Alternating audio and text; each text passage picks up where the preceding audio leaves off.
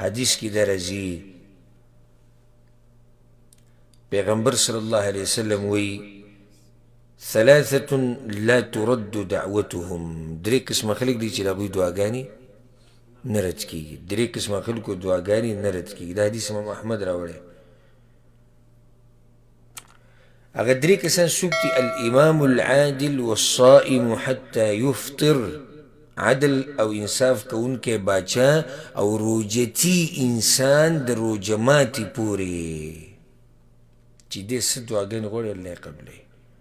او دریم مظلوم انسان چې ظلم ورسره وشي نو هر قسمه دعا چې کې هغه کولی شي ټوله ورځ ګورئ دلته بله خبره به ذکر کړو بعضو خلکو د دعا صرف د روژه ماتي سره تړلې ده بس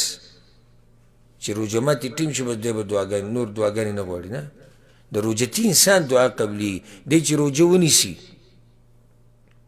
د سحر نه او د نور ډوبېدو پورې دعاګانې د غواړي که نه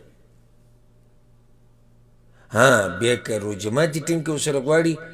نو ځکه چې بعضو روایتونو کې راغلي چې روژه ماتي ټیم کې او بعض علماو دا حکمت ذکر کړی دی وایي دغه ټیم کې انسان کې عاجزي ډېرې او د ډوډۍ ته محتاج او الله ته هغه محتاجي او فقر هغه ښکاره کړی نو صرف د دعاګانې د دې ماښام پورې او روژه ماتي پورې مه خاص کوئ بلکې هر وخت د الله نه دعاګانې غواړي روژه ماتي ټیم کې وغواړه مازدیګر کې وغواړه ماسپښین کې سحر هر ټیم چې ته میلاویږي د دعاګانې الله نه رد کوي والله اعلم